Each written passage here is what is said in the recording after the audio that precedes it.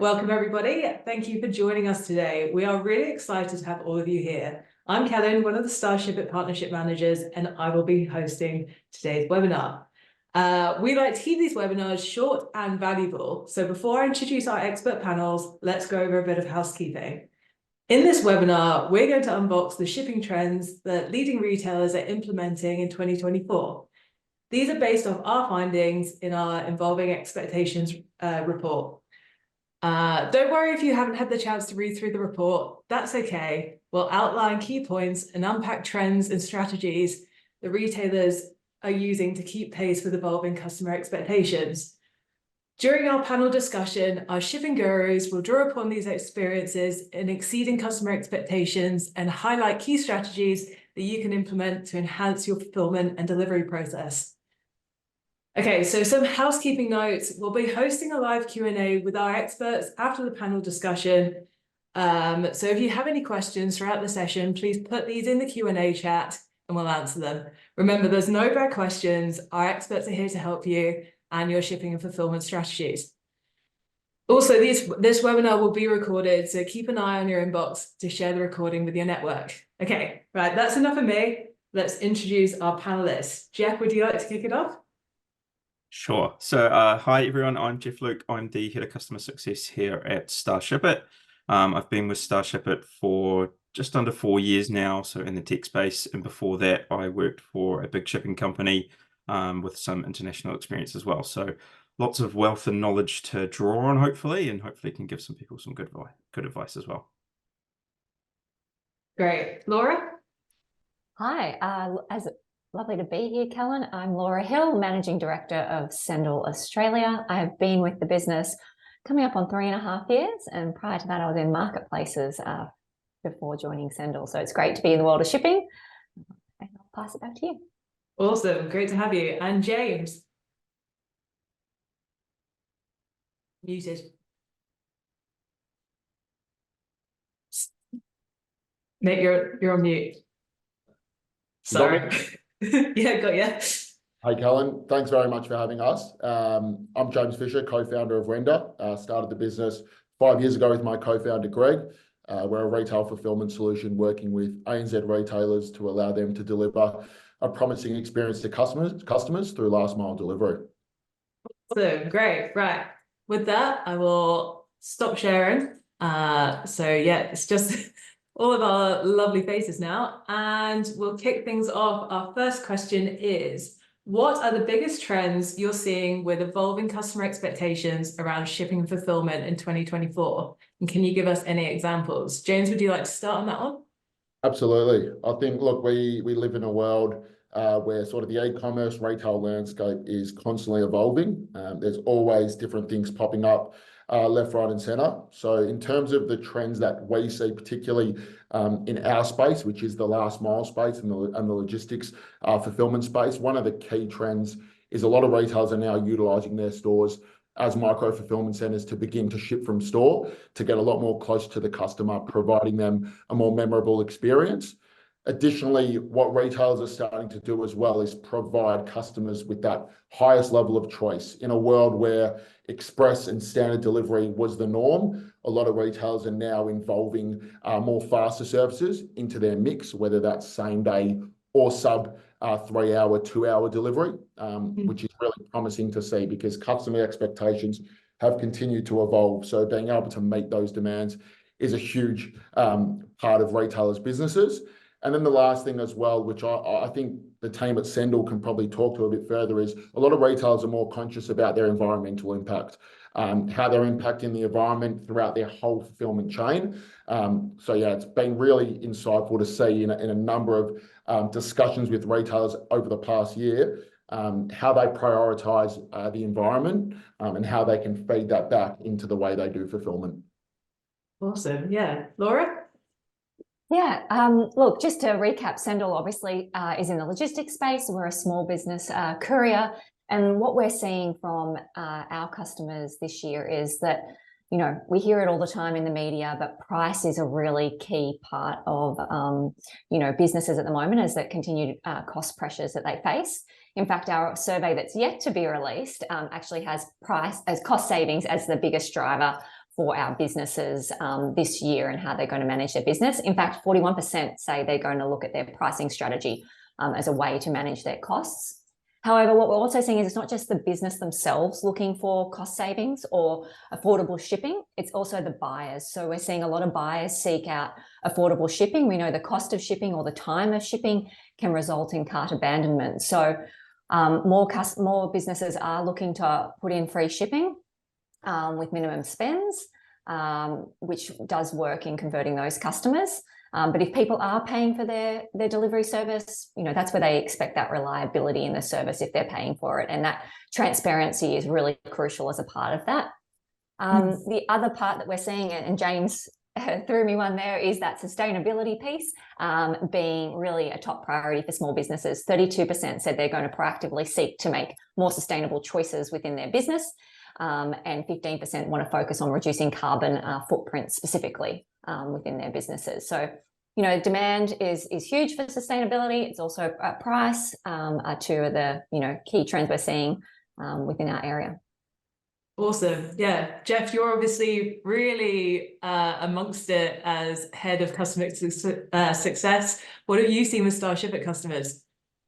Yeah, to be honest, I tend to split this answer out a little bit and talk to two different perspectives. One being a smaller business, maybe just starting up kind of perspective, where what we're seeing is more and more customers are expecting better and more informed notifications around their shipments. So when they're coming, when they're going to get there, is it on its way, all that sort of thing. Plus seeing more adaptation of more carriers across their shipment. So whether that be a small package to a large package difference or a standard versus an express courier. But averaging now, I think among our customer base for smaller shippers, somewhere around 1.9 couriers per business. So there's definitely an uptake there and splitting strategies across different carriers. And then from the bigger business perspective, so your kind of enterprise multi-location retailers, definitely seeing ship from store strategies being rolled out more and more, especially over the last 12 months and continuing to do so in the next 12 as well. We're already talking with a number around how they can roll that out to be more efficient, like James said, with that kind of closer, better speed of delivery, more sustainable as well, because there's not as much fuel being used, all that sort of thing. As well as the same day and evening deliveries.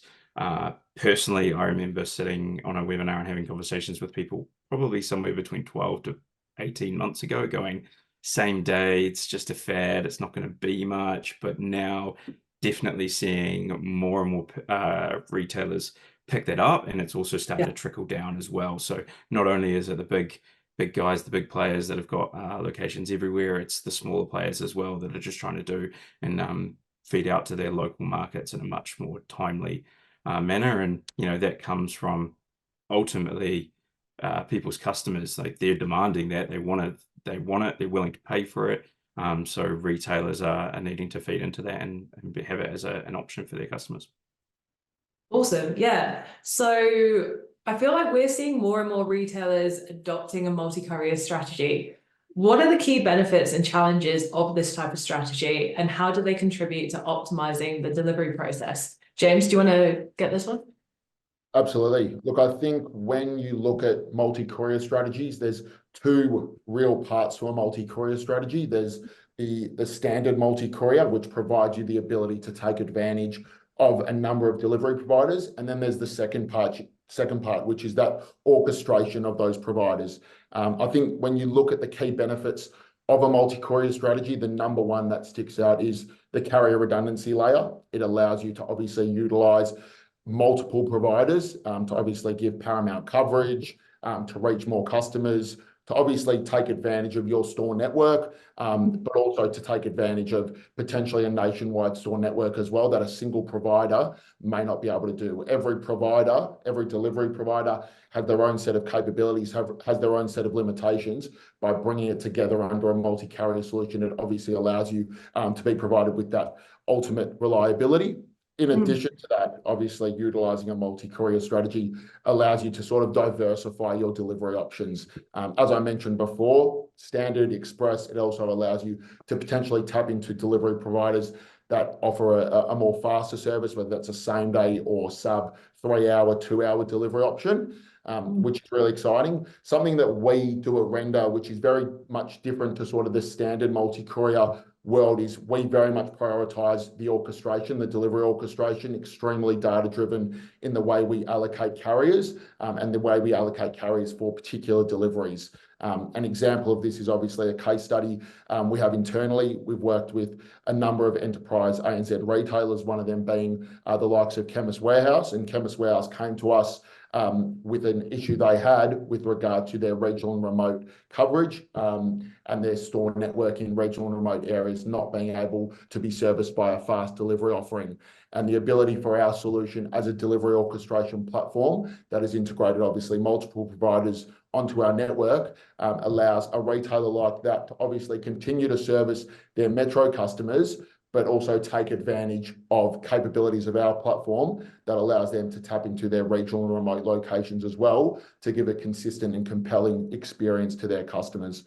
So that's probably the main benefits. But in terms of looking at the challenges with utilizing a multi-courier strategy, because it's obviously not all perfect and there are some things to keep in mind. Obviously, utilizing multiple couriers can cause operational inefficiencies because you've obviously got to be across every provider and what every provider does, which obviously ties back into my orchestration point, which is making sure that if you are going to use a multi-courier provider, that you do have the rules embedded, that you do have the bells and whistles in place to ensure that the providers are allocated based on obviously the requirements of that delivery. Because in the event where a multi-courier strategy is taken advantage of by a retailer, they need to make sure that it's a unified experience to then in turn provide a consistent experience for their customers. Awesome. Yeah. Laura, what about multi-carrier for Sendal? Yeah, look, what we're seeing with our customers, and as I touched on before, with that rising costs and inflation, small businesses are definitely looking more closely at how they ship. They're demanding more competitive pricing, added convenience, and not surprising, they're switching. But 53% of our customers use a multi-courier strategy. So to James's point, yes, very popular choice for businesses. I think the real benefits that come from a multi-courier strategy is that cost and speed. Allows you to optimize for the weight, for the route, obviously delivery times, and it really gives you the best outcome for your business, but also ensures that you can deliver that great customer experience, which we know shipping can influence quite a lot. But it is challenging. And I think, you know, all credit to Starshipper, this is some of the advantages that your platform can help customers with, taking away that complexity, as James said, having those rules in place, and it really allows you to simply optimize your carrier mix by using platforms like Starshipper. Absolutely. Thank you. Yeah, Jeff, did you have anything to add to that one? Yeah, to be fair, I couldn't really have said that better myself. Yeah. But yeah, definitely seeing, especially when it comes to a cost benefit for retailers, being able to choose that option that is the most cost efficient to them, but also potentially seeing those delivery timeframes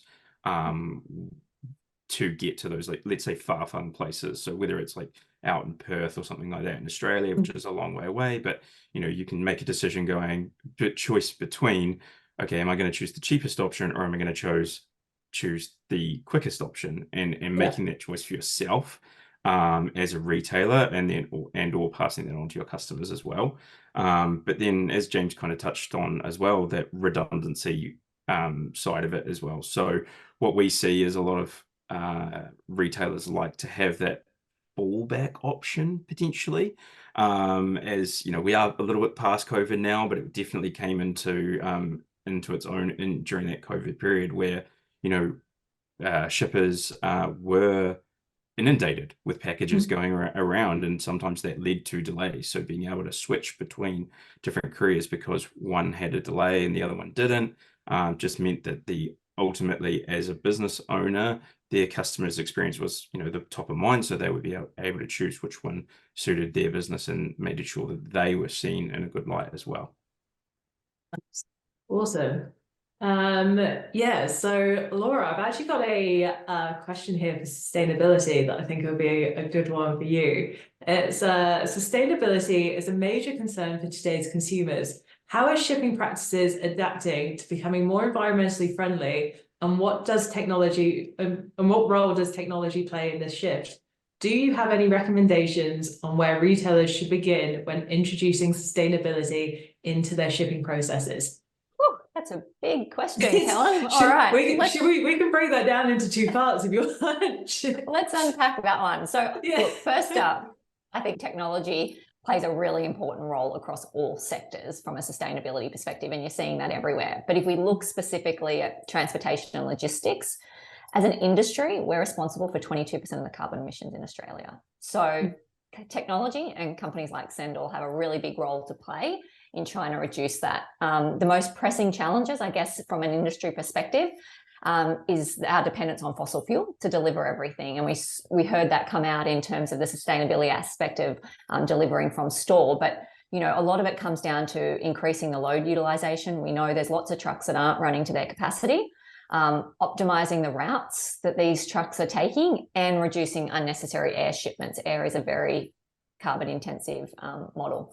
So this is really where Sendal's model started, is about tapping into those existing infrastructure and ensuring maximum utilization, combined with the fact that we offset the carbon of every parcel. So in the 10 years that we've been around, we've offset over 40 billion kilometres of delivery. So lots more that can be done. We're committed to net zero as a business, but you know, in terms of where retailers can begin their journey, I think, you know, adopting a sustainable shipping practice has a ripple effect through your organization.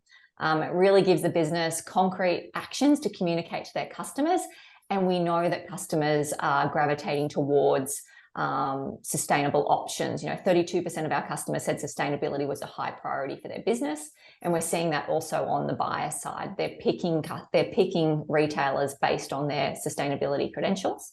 And then I think a couple of other quick ones. You know, returns is obviously a hot topic within the industry. It does increase the carbon intensity of those parcels. More things on the road. Packaging is another big part of the sustainability journey for retailers and a part of the shipping. In fact, 82% of our customers are looking to implement more sustainable packaging this year to help with their credentials. So they're just a few ways that you can start to think about it. You know, start small, every little bit helps, but there's a big role that we can all play within our industry to reduce that carbon intensity. Absolutely. Yeah, Jeff, I know the packaging is definitely a big one for Starship customers. I'm sure you can speak a bit more to that.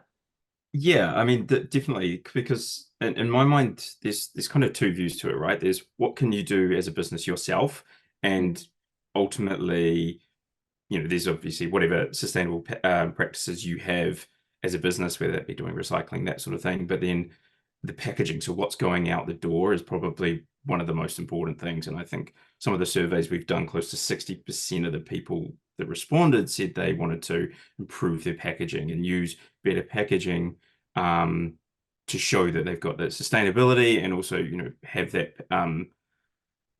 as an option, right? And talk to it, and then use a sustainable courier as well, that are making sure that they're at the forefront of that curve, because like Laura alluded to, fossil fuels is one of the biggest contributors.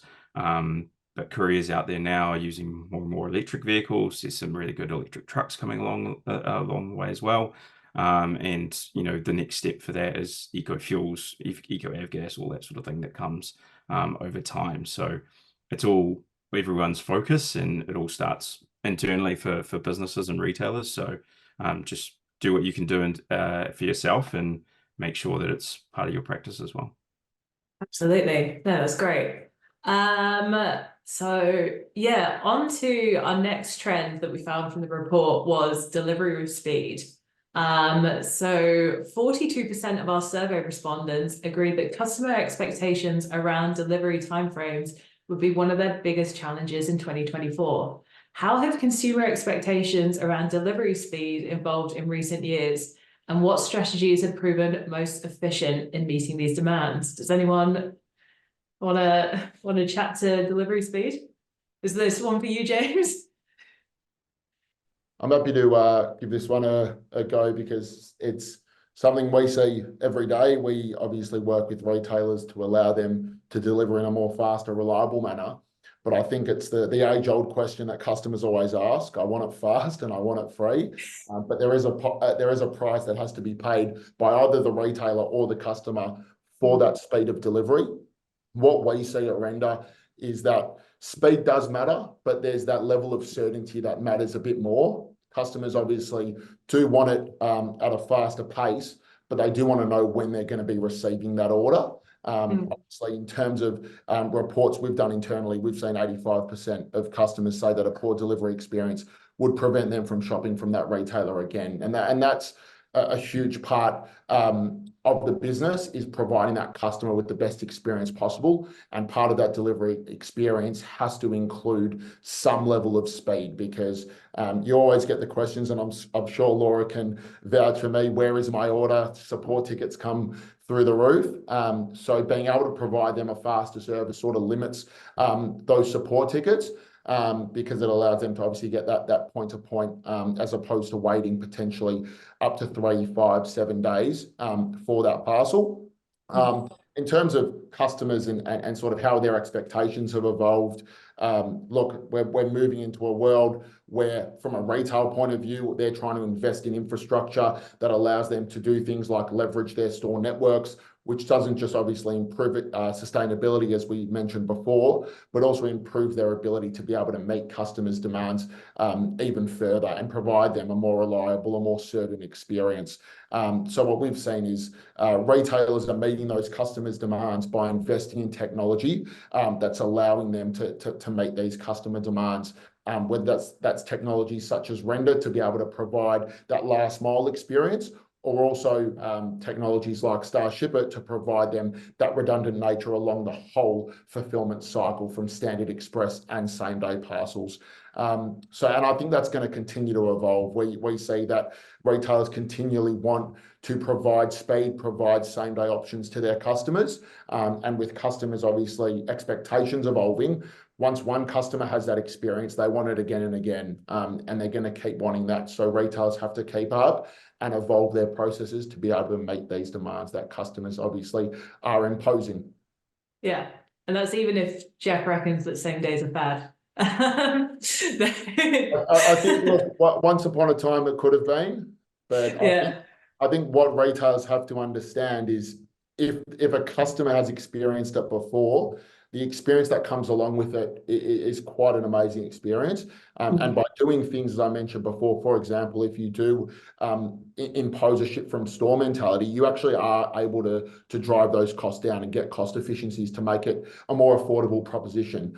Because a lot of people would be hesitant, a lot of retailers would be hesitant to utilize a same day service because of the cost, not just to them, but maybe to their customers. So if they have the ability to do things, as I mentioned before, it will allow them to drive that cost down to make it a more affordable proposition. And obviously to keep ahead with the market, because retailers are continually going to adapt their processes, find new things, try new things, see what works for their business. So yeah. Awesome. That was great. Thank you. Laura, how about delivery speed for Sendal? What are your thoughts? Look, James touched on it. We know shipping plays such a critical part of a company e-commerce's success. But probably what we're seeing, it's a lot about the affordability of shipping, not necessarily so much fast, which I think connects to where James was talking about, is it's really about the accuracy of the information you're giving the customer, be it your customer who's buying your services, but then them passing that on to their receivers as well. And it's really about those accurate ETAs and really transparent tracking updates is what really goes towards, that good experience. I think if you know that it's going to be, say, 5 days, for example, as long as that's clear up front, I think, that the customer is okay with that if it's not something that they need urgently. Obviously, if they do, they've got that option to pick a faster service. So I think, that transparency and accuracy around transit times is really important. And we know from research that we've done that kind of communication, retailers agree, like that's 46% of, of their focus area in terms of impact on that customer experience is getting that information right. So I think speed is one part, but yeah, accuracy and transparency is the other key part to that experience. We've got to manage the expectations up front, and everyone will be happy, and we hopefully mitigate those support tickets that James mentioned. Yeah, all of the convenience of your parcel coming in 3 days evaporates if you're not there to get it and have to go and pick it up from somewhere. Yeah, Jeff, do you have any thoughts on this one? Funnily enough, I've actually got a story about this from a personal point of view. As Laura and James mentioned around setting the expectations. So last week, I was buying my wife a handbag for Mother's Day from my daughters, but I bought it a little bit late, admittedly. But the story, sorry, it just tied everything together really nicely. I was buying a handbag. The expectation was set that it was standard delivery, free. That's what I wanted. It was going to take 5 days. Great. Okay, cool. Might be here in time, might not be. Okay. The retailer I bought it off, I'll name them, why not? It was Status Anxiety. Now, I know that they have implemented a ship from store. Okay. And I was expecting that it was going to come from Australia. It was going to take 5 days, that sort of thing. Turns out they were shipping it from New Zealand. I got it in 2 days, and it was here well before Mother's Day. So I was in the good books. But also my expectations were well and truly exceeded. I did get told it was on its way. So when I got that email the next day that it's left the store, you'll get it shortly, I was like, wow, great. Yeah. But I just thought, like, it's a great example of what can be done from a retailer's perspective and how it can, make a good experience even better. Now I'm talking about it. I've obviously talked about it with friends over the weekend as well. So that kind of story just evolves people's brands and enables them to be able to keep going and keep growing and pushing. So that's all I can kind of really say on that. I think that kind of says everything I needed to say. I can actually attest to, because this is the second time I've heard this story, so he's genuinely buzzing. They've got a customer for life now. But yeah. So yeah, James, just kind of going back to ship from store, what factors do you think have contributed to the rise of ship from store as an emerging trend in retail? Yeah, there's a number of factors. I think one of them is obviously what I've been touching on along the webinar, which is customer demand, customer expectations. Customers want it in a more certain manner, whether that's faster or more transparent, as Laura mentioned, because I think having that understanding of when I'm actually going to get my goods is important. But even in Jeff's case, obviously, if a retailer has the opportunity to ship that order from store, which could be closer to the customer than, for example, their warehouse in another location, it's giving that customer a better experience, but also dropping the delivery time of that order to obviously make promises like your mum, I'm sure, who could have been at risk of missing that delivery. I think additionally, on top of customer demand for faster and more reliable delivery, retailers are investing in inventory management platforms to assist with visibility of their inventory, to then allow them to unlock a ship from store mentality. Because I think one of the biggest challenges and something we find at Render is a big challenge for retailers to unlock ship from store is their inventory visibility, knowing where a particular piece of item is at a particular location to meet that customer's demand. For example, if your warehouse is based in Perth, you've got a store in, say, Melbourne, and that store has that item, has that white dress that woman has purchased, for example, for the weekend, rather than shipping it with a standard express service from that WA warehouse, if you have availability of that inventory at that Melbourne location, which is closer to the customer, there's all the reason to ship that order from that particular location, which obviously doesn't just drive the cost down, but also from a sustainability point of view, it's a much more sustainable approach, but also a customer experience. It gives that customer the opportunity to get that point-to-point service, whether it's a same day and a faster service.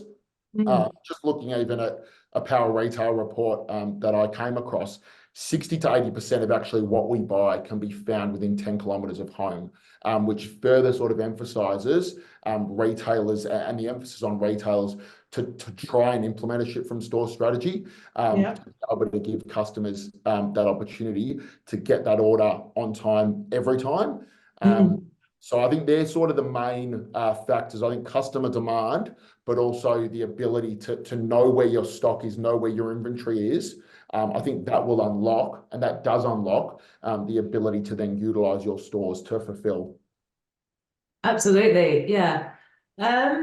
Jeff, we had Ruby did a ship from store case study with us recently. I was wondering if what your thoughts were on how their operational efficiency has improved since implementing ship from store. To be fair, it's just skyrocketed. So I actually worked closely with them as they were rolling this out, and it was ultimately about, it came from customer demand, right? So the whole Amazon effect, it's people want things, they want things more instantly. So by being able to have those mini fulfillment centers in each of their stores, they could offer that same day delivery. You know, for someone who wanted that dress for tonight to go out to that party, that sort of thing, and customers are willing to pay for it. So they've got that choice for people, and it's obviously benefited them from a cost perspective, but customer experience perspective, everything like that. So they've been able to see some really good efficiencies come from it, and you know, their customer expectations have been met. But as the theme of this webinar is, it's about evolving expectations from customers. They're constantly evolving, and that's what people are starting to expect now. Local, quick, efficient, all those sorts of things. So yeah, I think to say it simply, they've done it really well. Yeah, no, and no, definitely. You think about that quick delivery being from the UK, I miss Amazon Prime every day. Same. It was so good. But yeah, Jeff, just one more for you actually. So the last expectation we have in the report was about choices at checkout. Can you discuss the importance of offering multiple delivery options at checkout and how this choice impacts customer satisfaction and conversion rate, please? Yeah, I think I colloquialize this a little bit when I talk to people about it. But customers, so buyers, don't want to be put in a corner. They want to have a choice. And that choice can be really simple with like standard versus express. It comes down to an age-old saying of like alternate closing in sales. Give them a choice, you know, is it between standard or express? They're not pigeonholed. They're given that choice. The decision lies with them. And 82% of our survey respondents said like, this is one of the most important things to keeping customers, setting that expectation quickly, but then maintaining it throughout the entire purchasing and then delivery process. Because I think everyone should knows this or should know this, that, you know, it's 26 times easier to get repeat business than it is new business. So start that process early, give them the choice, give them options, even if it is just standard versus express. You know, the next step above that would be, you know, standard versus same day. There's so many options there, but it just comes down to what people want, and they want to be able to choose. They want to then have that expectation set and then met, and it just flows on from there. So definitely one of the biggest things I've seen over the course of the last 12, 18 months has been that options at checkout rather than just having a flat rate. It's just being able to give differing options for your consumers, that's for sure. Yeah, no, that's so good. Yeah, thank you for that, everyone. It's awesome to kind of learn from you and from what you guys are finding. We've actually had a few questions come through. So let me just hang on, get that back up. So we've had Jeff, this is actually one for you, is what are some of the things I should consider if I'm just starting an e-commerce business? So many different things. So the biggest piece of advice I can think of is try and tick a lot of the boxes up front, right? When you're starting in an e-commerce business, I was literally talking to someone the other day, and she was talking to me about the amount of money that she spent on getting everything set up, choosing her suppliers, getting things photographed, getting the website set up. There's a lot that comes to it. And if you take on some of the tips that we've been offering here, give people choice at checkout, choose a courier or multi-courier strategy, you're giving yourself less to think about, and you can therefore, when you're launching it, focus on the sales. You've already spent the money, focus on use your time to focus on the sales. So make the choices early and then stick with them and let them run for a little bit. And you've got that, build yourself that time to be able to focus on growing the business, getting the sales, and that's probably the most kind of important piece of advice I can give people. Yeah, no, that's awesome. Thank you so much. Laura, can you provide some practical tips for businesses to improve their shipping process without significantly increasing costs or resources? Oh, good question. I think the number one tip that we love to remind people about is your packaging. Don't pay for air. As much as it might look beautiful that this item turns up in a lovely big box with a ribbon and all these kinds of things, you're actually paying for that. So choose packaging that fits your product. We've got a 250-gram product for that exact reason. A lot of small, lightweight items are sold online. I think that's a great one. Saves you money, both from a shipping perspective, and the cost of that packaging can be really high too. Know the margin on the products that you're selling, because then that can feed into other shipping strategies you might like to employ, be it free shipping to a certain threshold. And then Jeff touched on this. Good communications. It was very clear to Jeff up front that he was going to maybe just make Mother's Day with his purchase, but he knew that from the start. He took the risk. It paid off. He got the present early, and now they have probably a very loyal customer in Jeff for a future presence, which leads into loyalty programs is another thing that retailers consider as well. And a lot of that can be connected to shipping if they're a member or a regular buyer of that particular brand. But just a couple of quick tips. Jeff, I reckon you were lucky on that one, mate. I've got a question. Got a question for you here, Jeff. With the rise of international e-commerce, what are some of the key challenges and best practices for managing international shipping? I'm looking to start shipping soon. Don't fear it. It's not that hard. I hear a lot of people talking about international. It's quite difficult. There are tools, there are steps that you can follow, but it's ultimately about knowing your product and knowing the market that you want to grow into. And sometimes, from Australia, it's just taking that little step into New Zealand, and just, understanding what the market like there, and then expanding into the US. Obviously, the US is a much, much bigger market, but has some really good advantages to that around duties and taxes being not applied to a much higher order value level. So it's just a matter of understanding what your product is, understanding what the needs are, from shipping most importantly, but duties and taxes, HS codes, not all that sort of thing around descriptions, and just taking the plunge. There's tools out there, especially if you've got that information in, let's say, a Shopify store already. More often than not, you've got a product description. You can have the weight of the goods, and then if you're using a tool like Starship It, then that information automatically comes in and therefore automatically goes across to the courier. You don't have to worry about it. You don't have to think twice. It just becomes a natural progression, and you're just opening yourself up to new sales avenues. Yeah, awesome, great. I've got someone's said they hear the mention of same-day delivery and asking about sort of freight like same-day partners that we have. I can put you in touch with James after the webinar. that counts as a partnership lead, by the way. I'm joking. But yeah, that's fine. So we've got so Laura, what role does customer experience play in shipping, and how can businesses use shipping as a competitive advantage to enhance customer loyalty?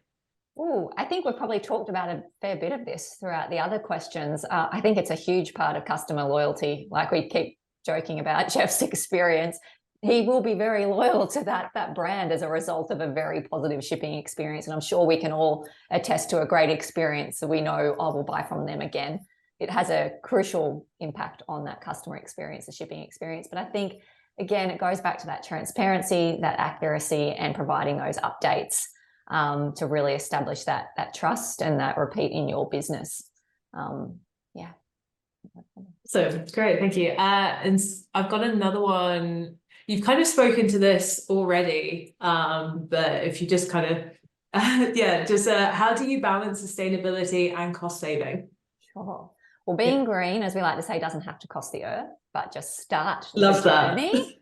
Yeah. And look, there's many great ways that I touched on earlier around ways you can save money, both in shipping, but also be sustainable.